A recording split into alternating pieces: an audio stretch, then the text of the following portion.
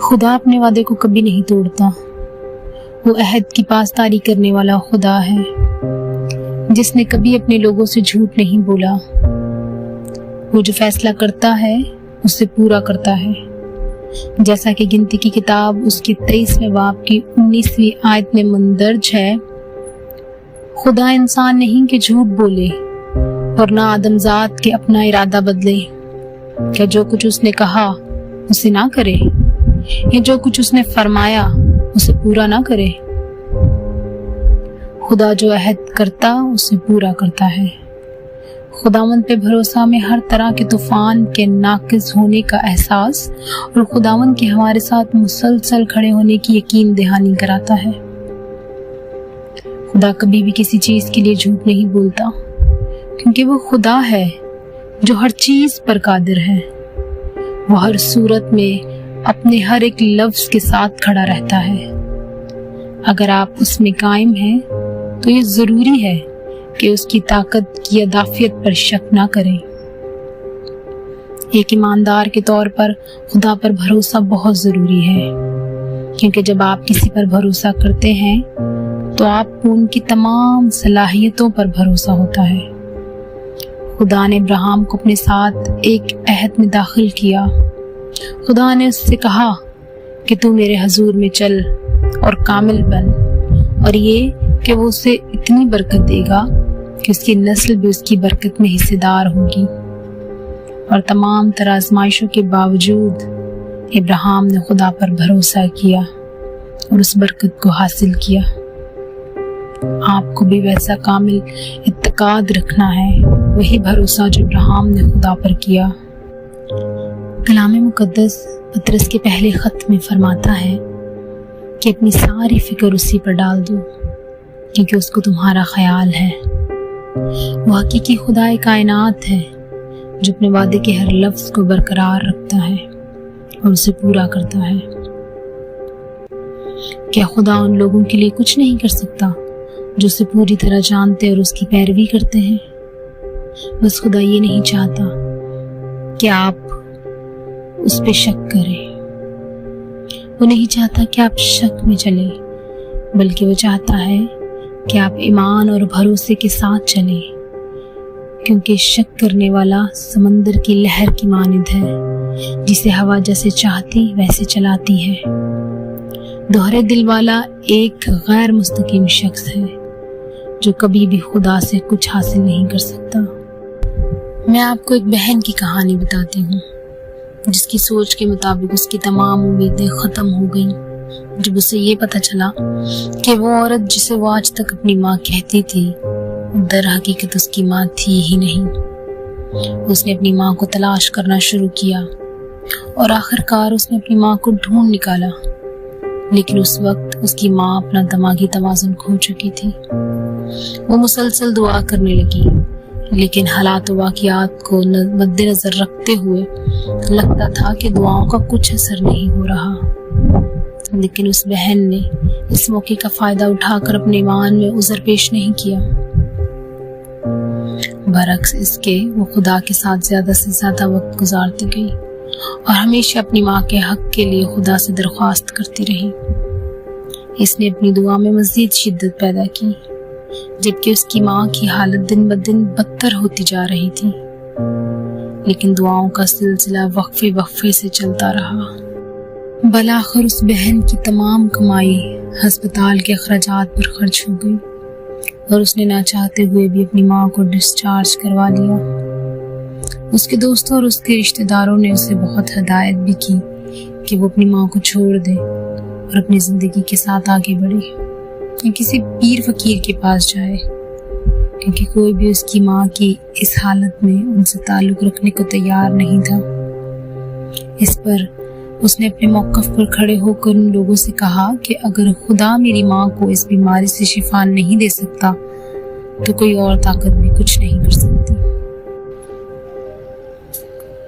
ہاللیلویا! اس کا خدا پر کتنا بڑا بھروسہ اور مکمل اعتماد تھا. اسی طرح خدا انتظار کر رہا ہے کہ اس کو باپ کہنے والوں میں ایمان کا یقین کا درجہ یہ ہی ہو. وہ وعدوں کا محافظ ہے، اگرچہ اس کے وعدوں میں تاخیر ہو تو بھی وہ کبھی ناکام نہیں ہوں گے۔ اسی طرح خدا کے وعدوں پر یقین رکھتے ہوئے ایک دن اپنی ماں کو چہل قدمی کے لیے لے گئی کہ اچانک اس کی ماں سڑک پر گر گئی۔ اس کی ماں کے منہ سے جھاگ نکل رہی تھی۔ اس نے چیخ چیخ کر لوگوں کو بلایا تاکہ اسے اپنی ماں کو ہسپتال پہنچانے میں مدد مل سکے۔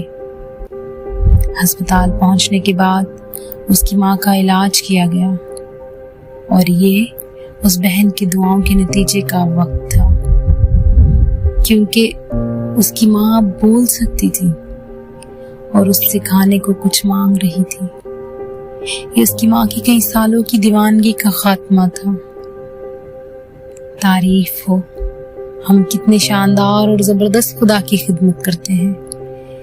وہی ہے جو آپ کے درد، غم اور شرم کو ختم کر سکتا ہے۔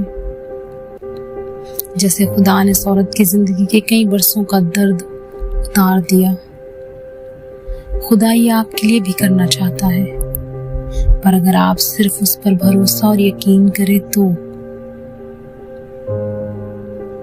آپ کیا سوچ رہے ہیں کہ خدا کیا کر سکتا ہے؟ اگر آپ کو اس پر بھروسہ ہے تو وہ آپ کو اس بوجھ سے نجات دلائے گا جو آپ اٹھائے ہوئے ہیں، کیونکہ وہ آپ سے محبت کرتا ہے۔